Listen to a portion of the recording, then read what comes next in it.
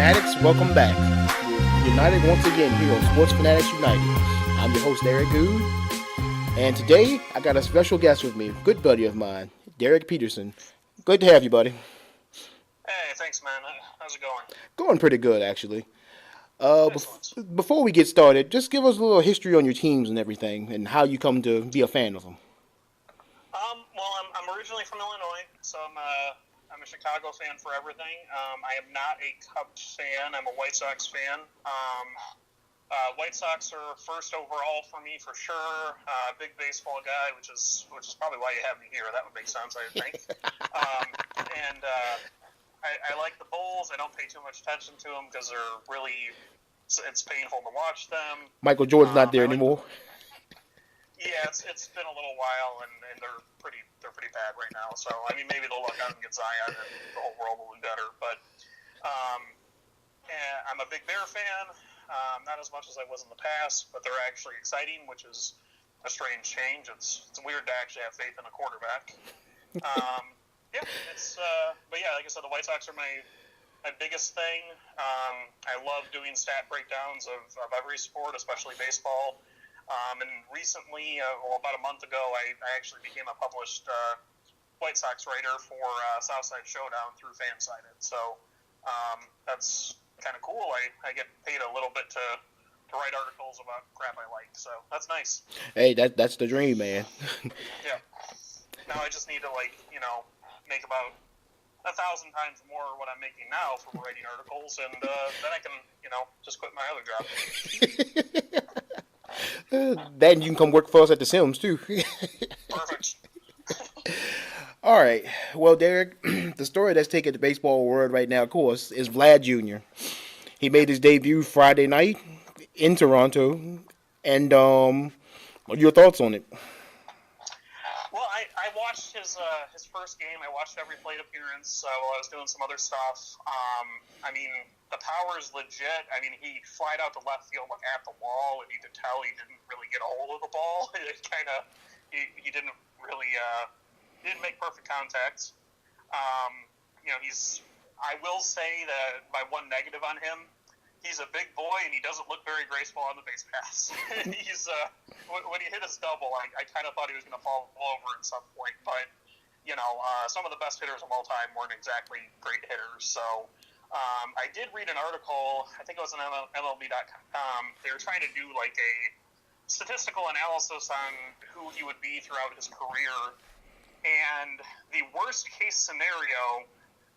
They were trying to use third baseman because that's where he's debuting at. The worst case scenario they came up with was Ryan Zimmerman, and Ryan Zimmerman is a 2 or 3 time All-Star, and was one of the best third basemen in the game for quite a while. I'm like, if that's your worst case scenario, that's pretty good. Yeah. In my mind, I was thinking like the White Sox have their own young third baseman right now, Yoan Moncada, who's had a really strong start to the year. If Yoan Moncada has the same career Ryan Zimmerman did, I'd be perfectly happy. And this is, again, a guy who at one point was the number 1 prospect in baseball. So, the potential is absolutely insane. If you haven't watched the video of Vlad Sr. talking to his son before the debut, you should do that. It's excellent. It makes you realize that, even if you're a Hall of Famer like Vlad Sr., he's still just a dad, which is excellent, and it's beautiful. It's a great thing about baseball. Yeah. Excuse me. Yeah, I seen that, and it kind of pulled at the heartstrings a little because I was like, Sure. I wasn't expecting this. I wasn't ready, but as far as Toronto this season, I mean, even with Vlad Jr. up there, they're not expected to do too much this year. So I mean, best case scenario for Toronto this year for you is what would it be? I think they can float around 500. The pitching staff has got some questions. I know when I was watching the broadcast on Friday, they've only been running with 4 starters so far this year, and they really have no idea who their 5th starter is going to be. Mm-hmm. The bullpen's not terrible. I mean, they got a couple bats. The tough thing is you got to assume at some point Boston's going to kind of wake up a little bit. I know they've been a little bit better the last few games, but Toronto's not gonna have a lot of easy games on the schedule going forward. I mean, Tampa looks absolutely legit. The Yankees are gonna get healthy at some points. I would be kind of surprised if Toronto ended up landing at 500, but I wouldn't be shocked if they could pull it off either. They've got more help on the way. Craig Biggio's son, Kevin, is in AAA, and I think he's batting like 370 down there. He's pretty good.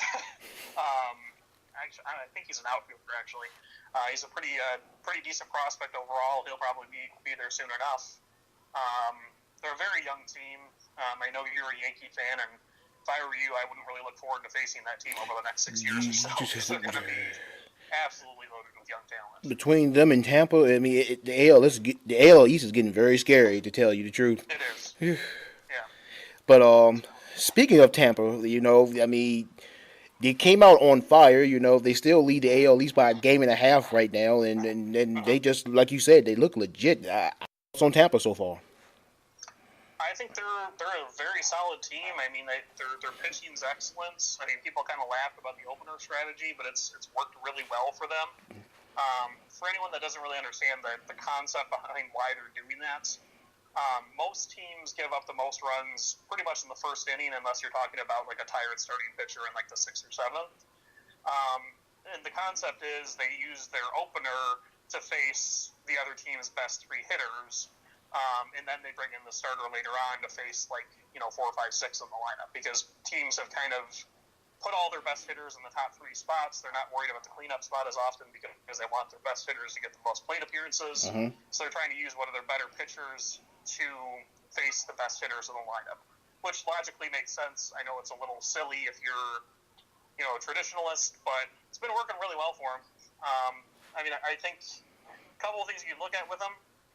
They're leading the East, even though they're 0 for 3 in extra innings, which extra innings games are basically coin flips. Right. They're 1 for 4 in 1-run games, mm-hmm. which again are also coin flips. So you could kind of argue that they should actually have a better record than they currently do. Right. Not by a lot, but if things had been going a different way for them, they could maybe have 20 wins instead of 17, and all of a sudden they look like a juggernaut at that point. Right. So it's I don't think they're going anywhere. I mean, I think it's amazing that the Yankees have stuck with them this close, as injured as the Yankees have been.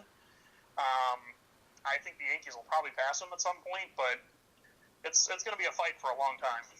Oh yeah, they're definitely going to be in that wild card race. I see them getting the first wild card spot and hosting a game in September if they keep up with this, because I mean, Tampa's legit. I expected them to flake against Houston opening series, and I mean they took the series, and they just, I was like, throughout the first couple of weeks, all right, Tampa's about to fall back to earth, but they haven't, and now I'm a believer that, I mean, every baseball team has their ebb and flows, but I don't think they're going to fall down that much to where they'll be out of the conversation by July, August, September even, Well, and they've been great at just kind of organizing a ton of depth in their organization. Mm-hmm.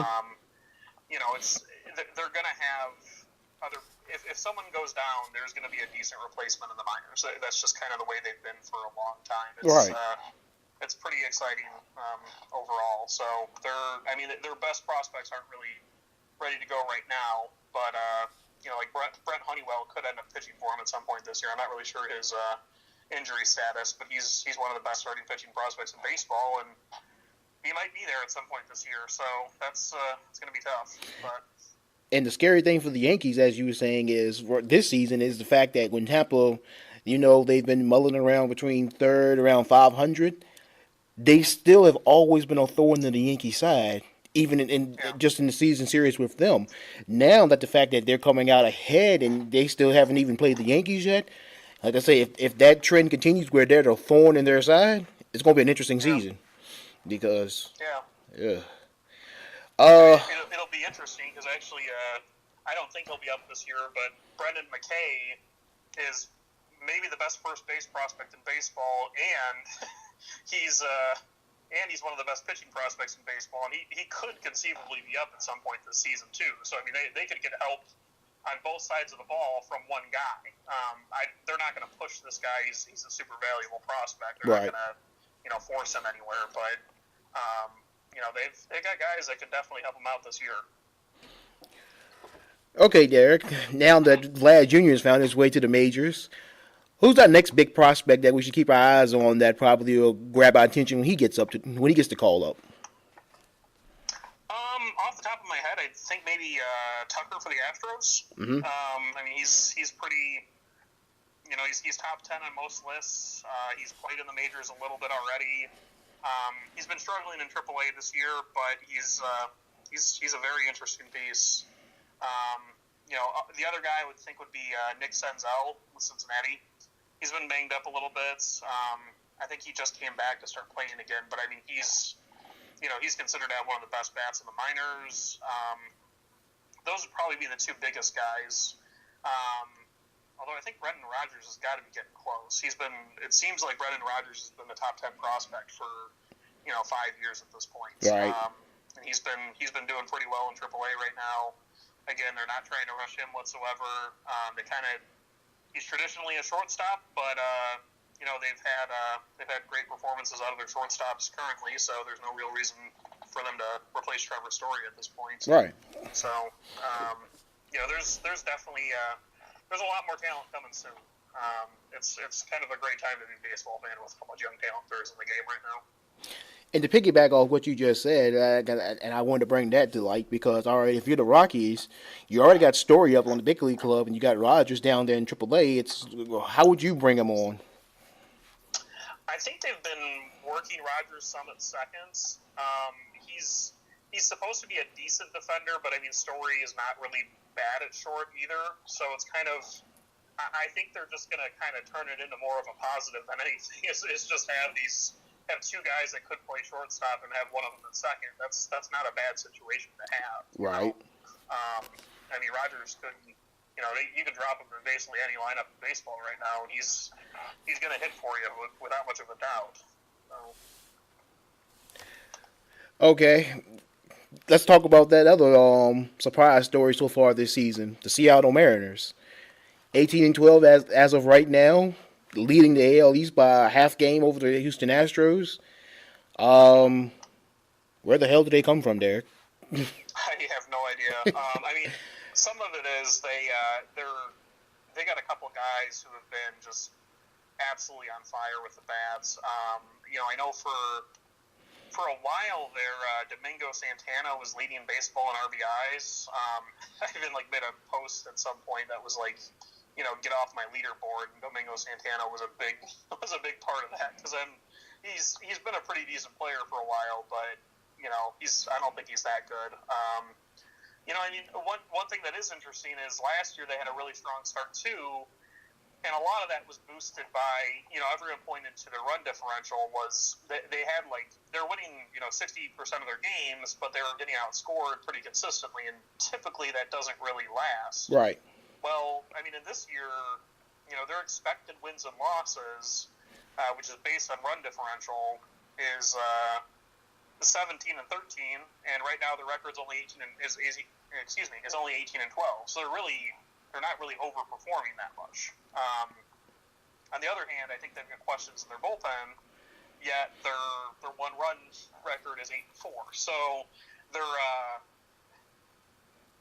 it's not all smoke and mirrors. I mean, they're better than a lot of people thought for sure. Kikuchi's been a pretty decent starter. Mm-hmm. They're scoring really well.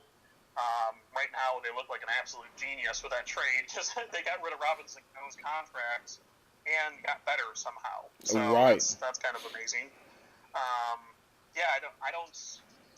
I would say Houston's almost got to take that division. I think the talent differential there is way too much. But could Seattle maybe be in the wild card hunt? It's possible. I think before the season started, it was kind of pretty well established that the AL East had a real good chance of taking 2 wild cards, and that was kind of expected. But with the way Minnesota's been playing and Seattle's been playing, that might not be true. But then again, I mean, it's tough to baseball's so tough because we're really only Seattle's played 30 games, so they're almost a fifth of the way into their season, in 2 weeks they could look like a terrible team. Exactly. This all changes really quick. So. And that's what I love about baseball. Is like right now they're on top of the world, but like you said, 2 weeks from now, Yeah. we could be back here and it's like, Derek, what the hell is going on with Seattle? They were 18-12 last time we talked, and now they're 25 and 35. But yeah, well, I've been. I know you and I have talked a little bit about this, but I've been doing this big article I've been working on for Southside Showdown, and it's about April performances for teams in general, and not to bore with all the statistical details, but basically, I'm still working on it, but I ran. It's called a regression analysis. It's kind of a basic statistical formula. It kind of tells you how close two things are correlated. And essentially, a buddy of mine is a he's taken a lot of stats classes. He basically told me that a 0.6 correlation means a very strong correlation. Well, the correlation between April winning percentage and end of season winning percentage is like 0.57. So essentially, it's very close. So typically by the end of April, you should have a general idea of what a team is, but that can certainly change in a hurry. I mean, the Mets looked like world beaters at this point last year, and same with Seattle. So right. There's a lot that could change, and there's a lot that's going to change. I mean, there's not really, the Angels have been bad, but Trout's missed some time. They could be better. There's a lot of questions still out there. I mean, at this point in the season, even Miami is looking at the standings right now. Baltimore is probably the worst team in baseball, but technically they're only 8 games back. So really, they're not even close to gone or anything at this point. They could come back. Right. I'm not saying that's going to happen because I'm not that stupid, but there's a lot of things that have changed. I mean, you can even look at Fangraphs does playoff odds all year long, and really, like, there hasn't been a huge change for many of the teams. Like, even the Cubs started kind of slow, but they're pretty close to where they were expected to be. I mean, the one exception is going to be the Red Sox opened with like an 85% chance to make the playoffs, and now they're down to 53%. So I'm sure that brings a little joy to your heart. But overall, most of this stuff really, at this point, most of what has happened so far doesn't really matter that much. Well, the projections on CBS Sports has got them dropped down to a 36% chance just to make the postseason. Oh, wow. Yeah, that's the biggest one I've seen. And Tampa's now up to 68% to make it. So yeah, they've got Tampa at 73.4. So it's okay. It's the big gainer would have been Seattle. They had it like 2%. Now Seattle's at 11%. So Seattle's put themselves in a position where maybe they can make it, but they needed a strong start, and that's what they have. So. Well, rounding off with speaking, when you brought up Trout, I mean, he signed that extension right before the season. LA though. You've heard me before on this show where I've just basically asked the Angels to get that man some help and whatnot, and it's like LA, the Angels. Well, let me rephrase that. The Angels, not the Dodgers, have to be the most frustrating team in all of baseball, just because you have this generational talent, and you can't even get him to the postseason, much less a postseason victory. That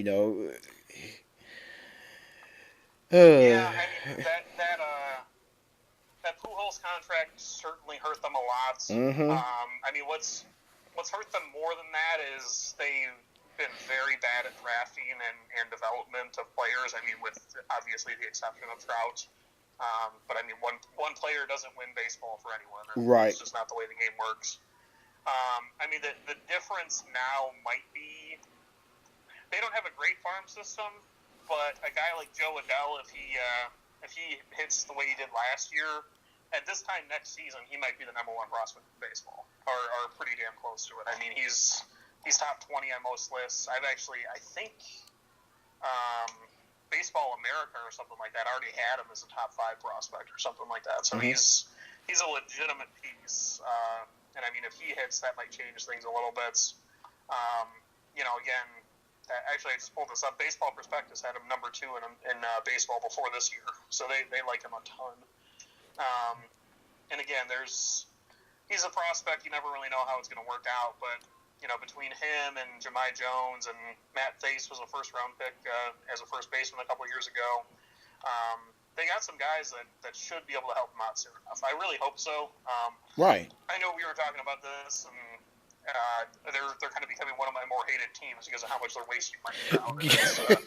It's a little frustrating, but I know hopefully they fix that. 3 years ago, they had a decent chance, but then the starting rotation got snake bit. It's like it seemed. I think it was May, June.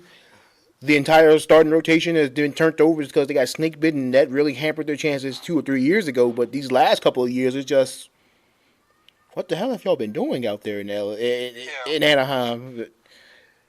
Like you said, it's frustrating to watch them waste years of, like you said, probably the greatest generational talent in baseball that we've seen actually and could actually comprehend and appreciate in our lifetimes. Because the only guy even close to Trout that we've seen in the last 20 years I guess this is going back almost 30 years, would have been probably Griffey. Mm-hmm. It's kind of, I know, being a White Sox fan, I'm in some White Sox groups, and recently there's been a graphic shared, and it's comparing like the first 7 or 8 seasons for Mike Trout and Frank Thomas, and they're pretty similar. I mean, Frank actually, some people need to respect Frank a little bit more because his numbers are actually a little bit better than Trout. But I mean, that's the whole point, is like, you've got a legitimate MVP bat that plays really good center field defense and is one of the most valuable base runners in baseball. I'm not a big fan of stolen bases. I think a lot of teams will run themselves out of games. But what Trout does, he doesn't necessarily steal a ton, but the big stat guys think that going from first to third or going from second to home is way more valuable as opposed to stolen bases. Right. So it's more like, and he's excellent at that. He's not. I mean, obviously he will steal some bases. It's part of what makes him so valuable, but that's not what makes him valuable as far as his speed goes. Right. All right. I guess now let's dive in over here to the NL East, and then you've heard me, and we've talked before about how I've got Atlanta on this pedestal. Right now they're 12-14 as of this moment, but I mean, Philly, they're only 15-12, so it's not like anybody's running away with this division. I mean, Miami, even though they're 8-19, only 7 games back. So as far as the NL East goes, I mean,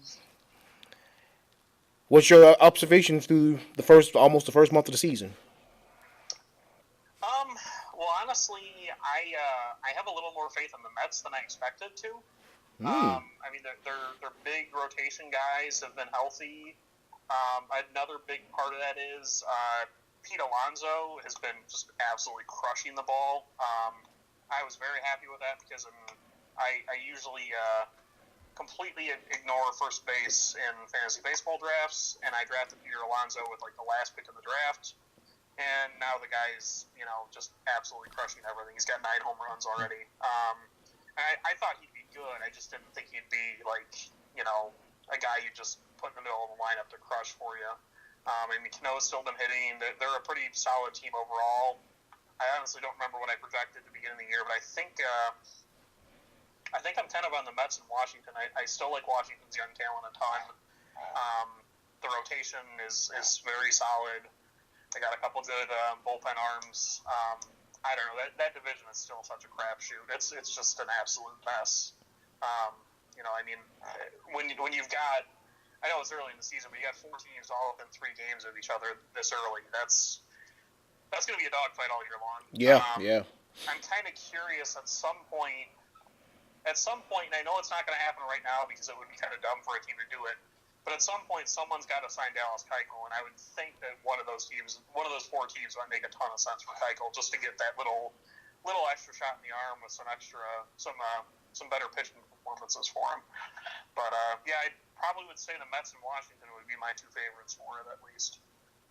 Okay. Well, let me ask you this. All right, since we talked about this before, but would you say it's reasonable right now that 2 teams in the NL East have gotten better due to Bryce Harper going to Philly? Would that be the Nationals and the Phillies? Yeah. I still kind of feel that way because I think overall, if they I'm trying to think the starter that Washington added. Sorry, I'm Was it blanking his name. Was it Corbin? Yeah, there we go, Patrick Corbin. Mm-hmm. I think in my mind, I kind of viewed it as the Nationals wouldn't have paid Corbin had they already been paying Harper. Mm-hmm. I don't think they would have, at least. And I think Patrick Corbin plus Victor Robles, and especially given his defensive impact, is probably about as valuable or more valuable than Bryce Harper. Plus, not only did they do that, but they also gave themselves a lot of flexibility going forward, too. Right. So, I mean, Philadelphia was sitting on a mountain of cash, so it really didn't matter that much, that they paid him that much money. But for Washington, when you're already paying Strauss and you're paying Corbin and you're paying Scherzer and all these guys like that $30 million a year are pretty close to it. That's a lot. That's pretty tough to swallow. So, right. But yeah, I think Corbin's been. Hell, he'd probably be a Cy Young competitor right now. He's only got a 2.5 ERA. And he's been pretty solid. So. And I'm fully aboard the Juan Soto train. Also, this kid, he's just every time I see him play, I'm just always impressed. Yeah. Well, it's just kind of funny because like when Robles was first signed, or when he was a prospect, he was originally like top 5 guy before Soto actually showed up, and then all of a sudden people were like, "Oh no, Soto is actually better than Robles," and it's like, well, they might have 2 of the 5 best prospects in baseball, both in their own outfield, which is kind of insane. So, right. I haven't pulled the stats, but I'm assuming they've got to be, as far as outfield defense goes, with Eaton and Wright and Robles and Soto, they've got to be one of the best defensive outfields, period. Because they're very athletic and they can get to a lot of balls. Okay, Derek. Going down now and looking at the NL Central, we have the Cardinals on top at 16-10, but the Cubs have finally, it seems like they've gotten themselves together. They're winners of 7 of their last 10 games in the last 10 that they've played. Tell me what you got for us for the NL Central. It's still.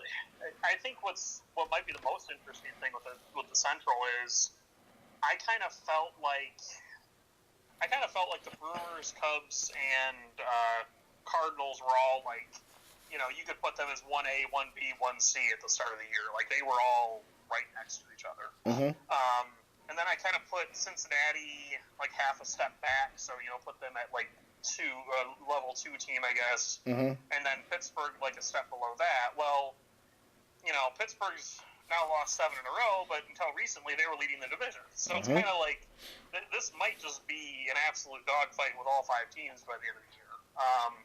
You got to think one of them is going to fall off at some point, but I don't see, given how competitive all these teams are, I don't see anyone really running away with it because you got so many tough division games. There's not a gimme team there. It's unfortunate for Cincinnati that they started slow. I also was of the opinion that 1 or 2 teams were going to get kind of buried to start the year. Mm-hmm.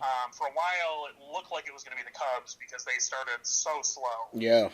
Fortunately for them, they've kind of woken up a little bit. But, you might see if one of these teams loses, they're 8 in a row or something like that, or if Pittsburgh keeps sliding, 2 weeks from now, you might look at the standings and be like, wow, what the hell happened to this team? and they'll be gone real fast. As far as winning the division,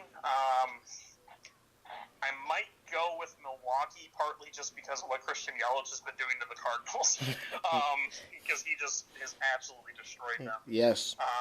Then again, the Cubs have got to have some hope because Yu Darvish is starting to kind of look like maybe not the Cy Young Yu Darvish he was, but he actually looks like a competent starting pitcher for first time in a long time. Mm-hmm. So that's their rotation's got a ton of depth to it. And they're kind of going the other way compared to a lot of other teams. A lot of other teams are looking for like 5 innings out of their starters. Well, the Cubs need 6 or 7 because their bullpen's weak, but they have guys who can do that too. So,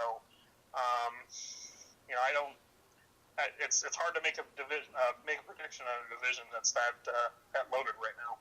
Right, because right now, Cincinnati as of right now they're 11-15, but a week of good baseball and a little bit of a skid from the others, and you could see them on top Yeah. of the division in a week and a half from now. Just Well, you know, yeah, especially like, I was talking about Nick Senzel. If Senzel is the guy that they thought he was going to be, and you've got a lineup that's got Senzel, Votto, Jeanette's, no, Jeanette's out. I apologize. Senzel, Votto, Puig, they're just loaded like 1 through 8 essentially at that point. They can be pretty scary.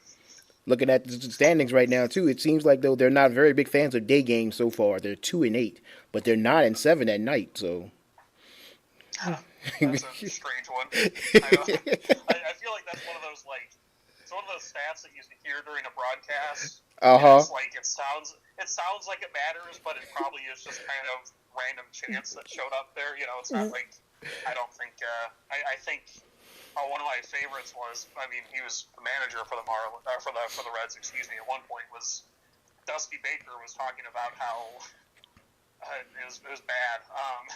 He said something about how he wanted his black players to play during the day because they couldn't get sunburned and they could handle the heat better. And I was like, oh, that's probably not okay. Right. It's like that's one of those things where if Dusty Baker was a white manager, he might have lost his job. But in this case, he just kind of they skirted that one by. That's probably not what you should be saying there, Dusty. Right. Anyway, Got, a little racism with your baseball here. Yeah. You gotta love baseball, don't you? Yeah. All right. The NL West so far. We still got San Diego. They're still above water. Arizona's right there behind them. Dodgers lead the division, and Colorado winners of 8 of their last 10 games. This division, San Francisco's not that far out of it either. What do you got there?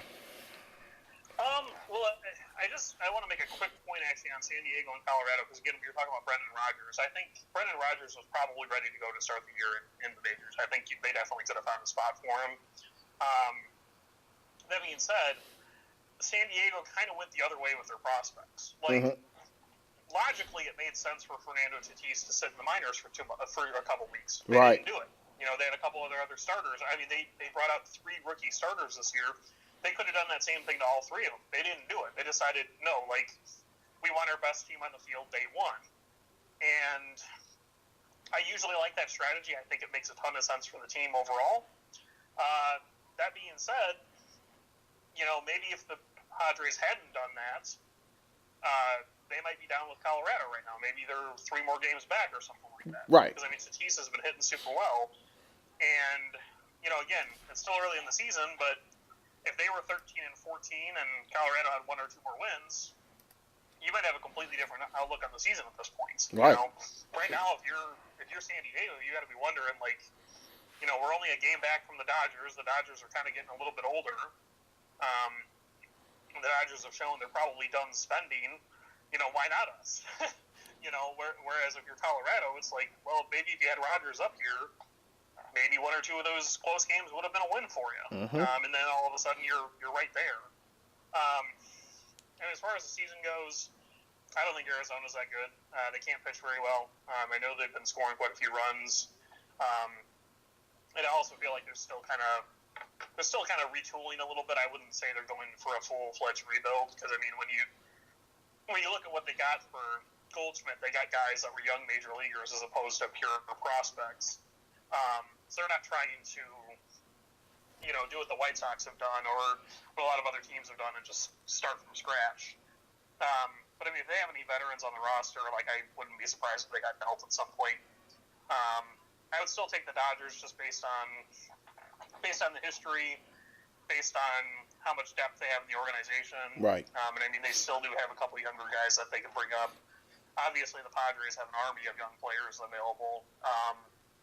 But I just think the Dodgers are a little bit more talented at this point. If you ask me this time next year, though, that might be a completely different answer because San Diego is loaded, and let's say bad word James Shields in reference to Fernando Tatis Jr. To keep it PG. Anyway. You want to hear? You want to hear an interesting stat that I just found? Does it have something to do with James Shields? No, not this one. This has to Oh, do with okay. the Diamondbacks. Okay, they're 5-6 in day games and 11-6 in night games. But listen to this: this year on grass, they're 11-6, and on turf, they're 5-6. And in one-run games, they're 5-6. So it's looking like if you just sit there and look at these numbers and not use your common sense, you'd be like, so they played all their day games on turf and they've been one-run games, and they played all their night games on grass. Eh, Yeah. that's just one of those Yeah. weird things, like you say.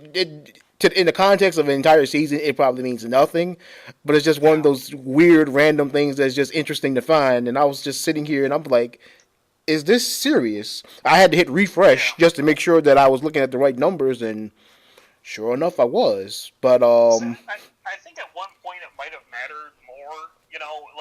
Like it took the Cubs, decades for them to ever play night games at Wrigley. mhm. It was a big deal when they finally did, and I think like I think they probably had a better home field advantage because teams weren't as used to playing games outdoors in July.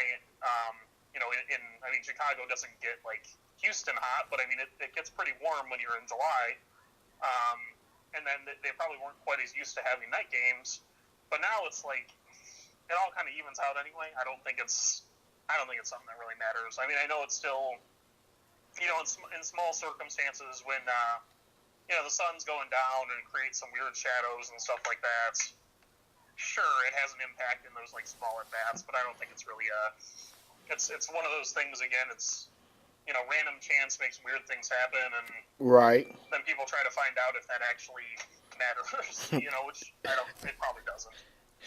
Move all the games to daytime. We're 7-1 with Dodgers fans.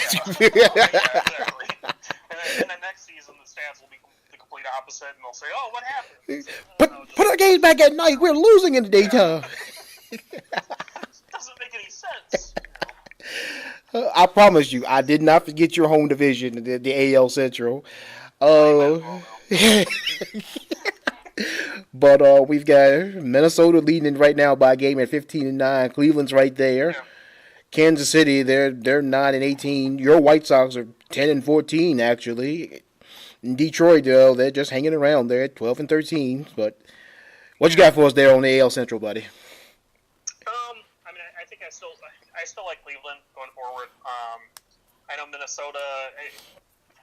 The weird thing with Minnesota is to have faith in them winning the division, you have to have faith in Byron Buxton. Mhm. And I know Byron Buxton has been really good this year. I think he's leading baseball in doubles. Maybe he's finally arrived, but he's shown little flashes like this a few other times, and then he's disappeared real fast.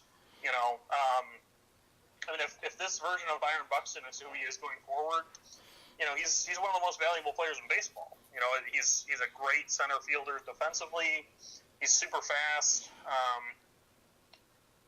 But again, it's you would think at this point you'd kind of have some general idea of who he is as a player.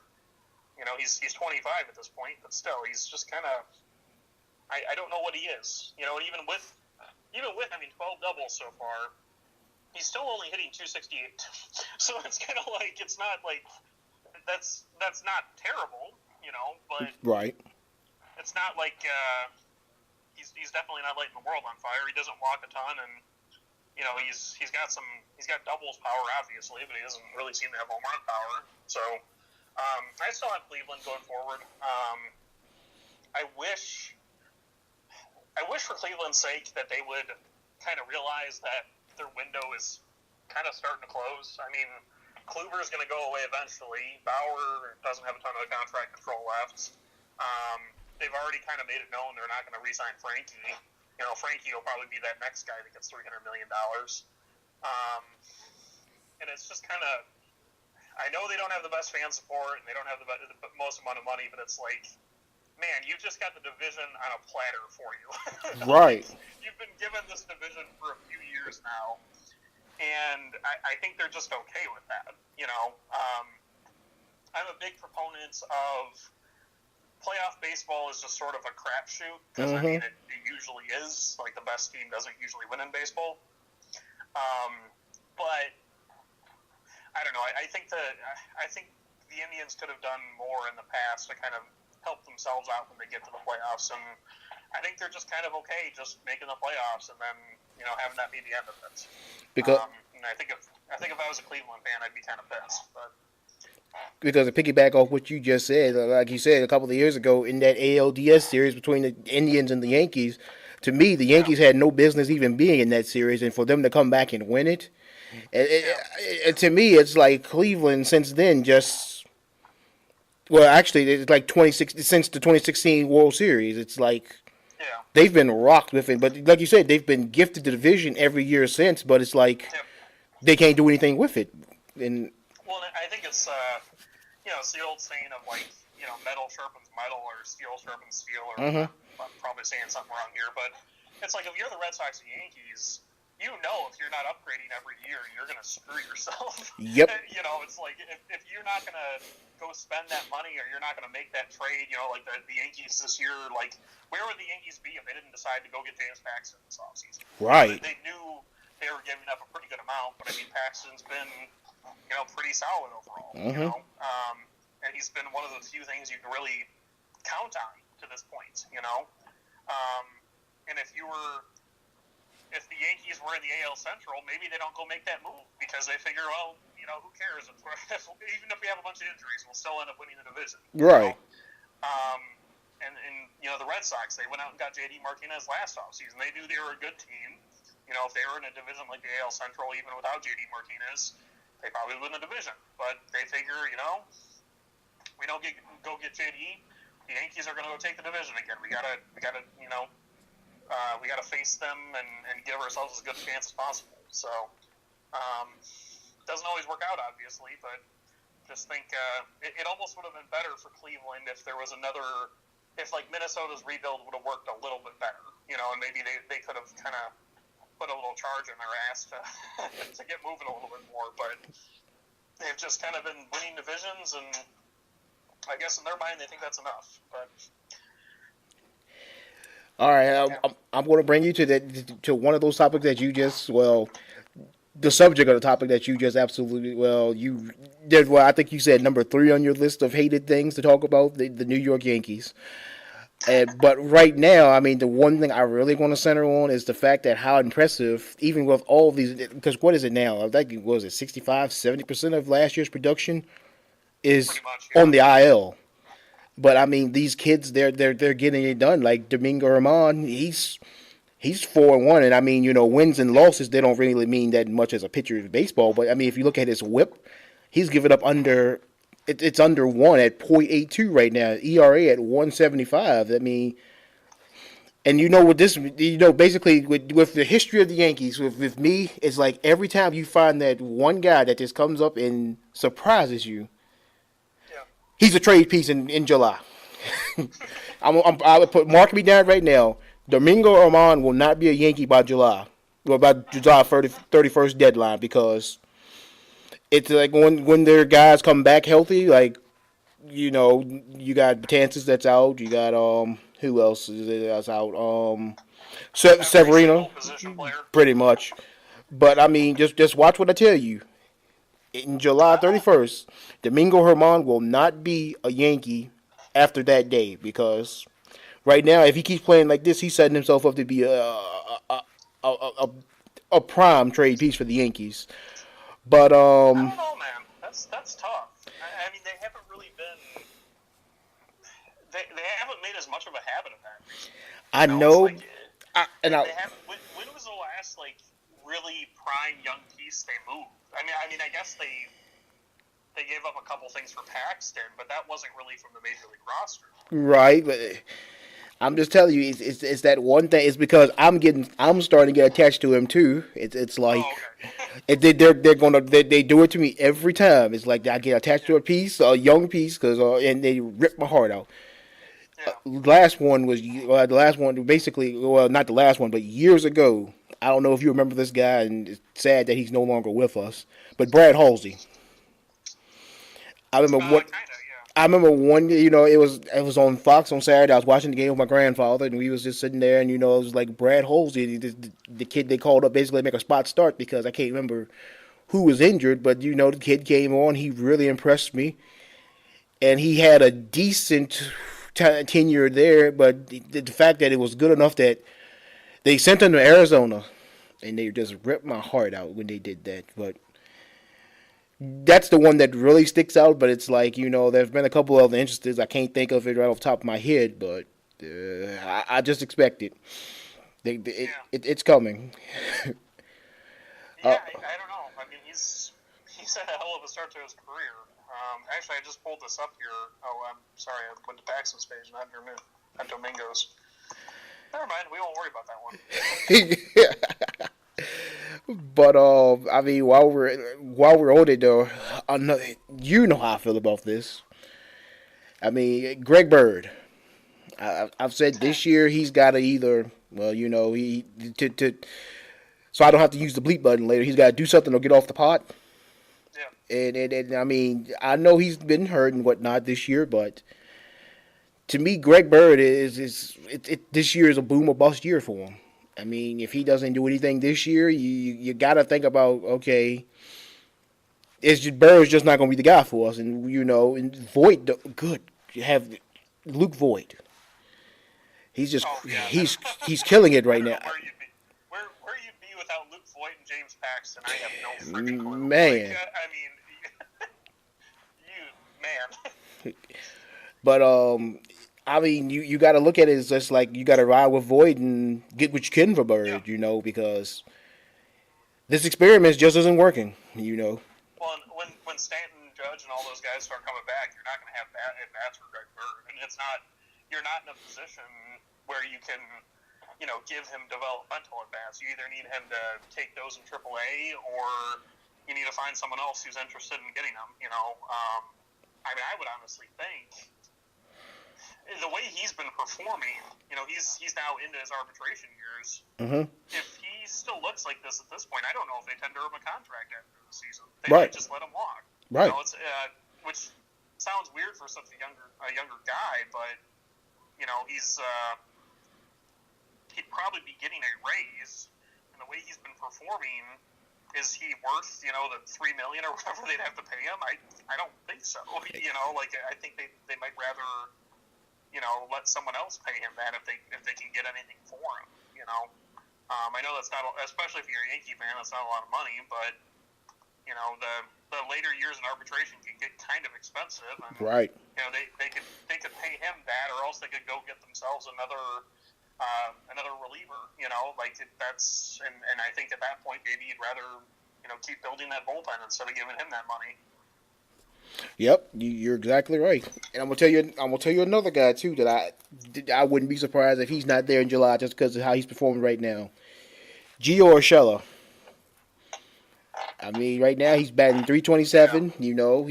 He's so far he's doing very well in the field, and it's just, I'm telling you, Derek, the Yankees just have this habit of guys that I get attached to. It's like, oh, sorry, Eric, your time with them is up. Shh. It's like. Well, I think with Urshela it might be more like, again, it's he's not super. He's 27 now. He's a former prospect. I think with a guy like him, they might just be kind of thinking like, yeah, he's hitting 330 now, but he's probably been more lucky than good. Right. It's. I don't think he just all of a sudden, like, did Gio Urshela just get twice as good at baseball? Probably not. Maybe he's a little better than he was last year, but I mean, he was on Toronto last year and he could barely play at 26 years old in Toronto, so they weren't a very good team. So you would think if that's the case, then I don't think you're gonna get a ton out of him. And actually, I just pulled this up here, so I know we talked about this before, but there's a good indicator of luck in baseball. It's called batting average on balls in play. I knew he was going to be that. Yeah. And 300 is usually about league average. For Urshela's career, he's had a 275 BABIP. So far this season, he's got a 370 BABIP. He's due to come back down to earth. Worthless, but what he's doing right now is certainly not sustainable, and it's not like he's not hitting the ball harder. I guess actually he is hitting the ball a little bit harder, so that helps him a little bit. But and he's getting it in the air. He's actually getting it in the air less often, which usually isn't really a good sign. So he's hitting more ground balls, which ground balls are bad. And actually, no, I apologize. I'm looking at this right. His ground ball percentage dropped a little bit, but that's not really enough to make that big of a difference. So, I don't know. He's a body. It's one of those guys who's like, if the Yankees end up making the playoffs, you gotta send him a thank you card, and be like, we probably wouldn't have been here without you because if you hadn't overperformed, we probably would have been buried. All right. I guess last thing I'll ask you before you go is looking over the entire MLB right now. I mean, who's that team that you just have as they're just basically they're waiting to break out.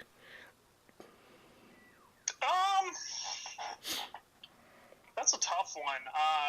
I know because you can't go Tampa or Seattle with this question. No, because I mean they're already there. Yeah. I mean San Diego would be an easy answer, but again they're kind of already doing that. I mean I might go Washington again just because of that young outfield talent they have, but I mean they're under 500 right now. I mean I know they won 80 games last year, so it's not like they're a super huge surprise if they do well, but. If you're looking at a younger one, I mean, it's. I know this is going to be very homerish of me, but my White Sox do have quite a few young pieces showing up soon enough. Although we did get some bad news today. Eloy Jimenez is on the IL for a couple weeks here. He sprained his ankle, I believe it was. Yeah, he's not very good in the outfield. He might be DH real quick here. It's not pretty out there. And if your best hitter is going to be risking himself running into walls, you probably should take the walls away.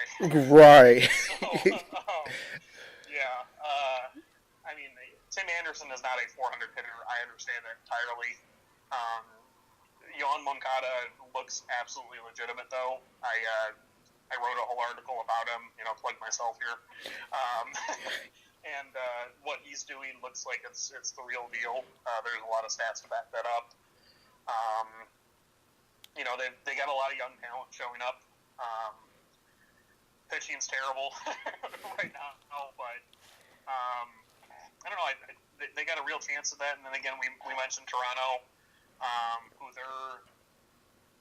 If Kevin Biggio looks anything like he does in AAA right now, and they've got Bo Bichette coming up soon enough too, if you're looking for a team like for this time next year, they're gonna be real scary. Mm-hmm. I don't know if they're gonna. They might not ever get anyone out, but they might score 6 runs a game. So it might not matter. But yeah, there's that's. It's pretty hard to predict, but those would probably be my few choices there. I'm telling you right now, until they get eliminated and prove me wrong, I'm sticking with Atlanta. They've got to break out. Right now, like I said, 12-14, they're not that far back. Yeah. I just feel like they're going to do it, and because they're just set up nicely to where if they put everything together right, Atlanta's going to have a nice summer, but. Yeah. They're not doing. Atlanta just got Fultanovic back. I know I'm pronouncing that wrong, but it's a fun name. Yeah. Mike, that's the first name. There we go. That's easier. They just got him back. I mean, they got a ton of. They have probably more pitching depth than anyone. I don't know if they have the. I don't know if they have the best pitchers, but I mean, like their AAA guys probably could all be on. Like their AAA pitching staff could probably be better than Baltimore's total pitching staff. Exactly.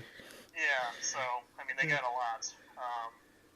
So I mean, I think I've been a little bit disappointed in Josh Donaldson. I thought they were going to get a little bit more out of him early. Mm-hmm. He hasn't been bad, but I was pretty high on him to start the year, and he's been fine, but he's not been the. I was expecting somebody that was just going to light the world on fire for them, but they're definitely a solid team. Like we said, that division is just going to be an absolute bloodbath by the end of the year. I'm really, when you're starting to look at wild card teams between like the NL East and NL Central, and now that like the Padres are forcing themselves in the conversation, it's kind of, I don't know what's going to happen there at all. It's going to be a big mess.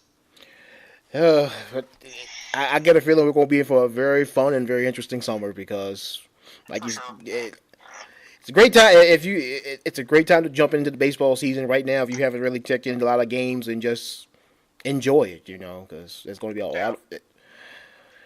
Well, Derek. Yeah, and it's what's nice. It seems like there's more teams this year actually trying to win than there was last year. Yeah. Maybe that's just a feeling, or maybe it's more that like a team like my White Sox, they weren't really planning on winning this year, but they're not actively trying to lose.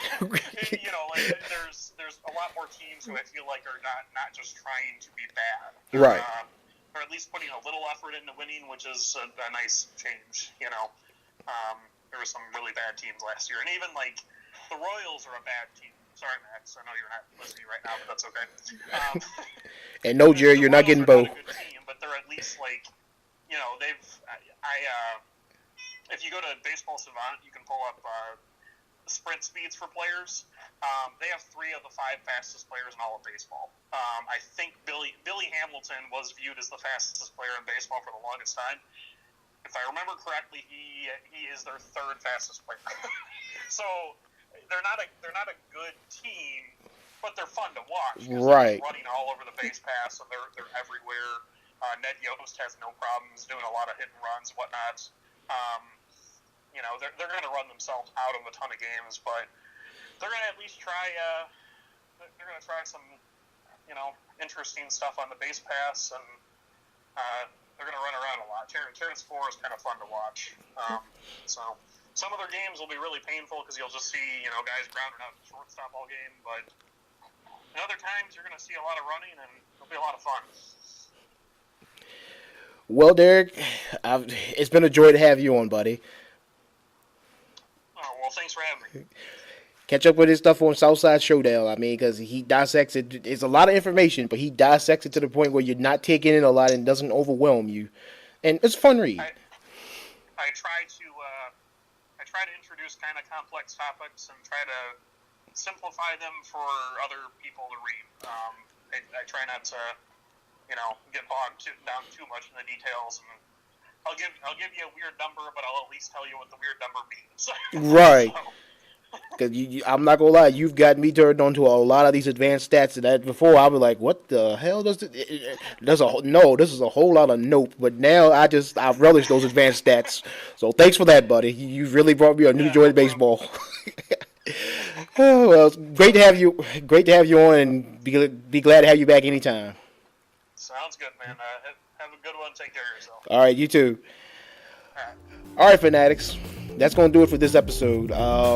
Catch us on Facebook, Sports Fanatics United, our page, on Twitter at Forever Fanatics. Until next time, I'm your host, Eric Goo.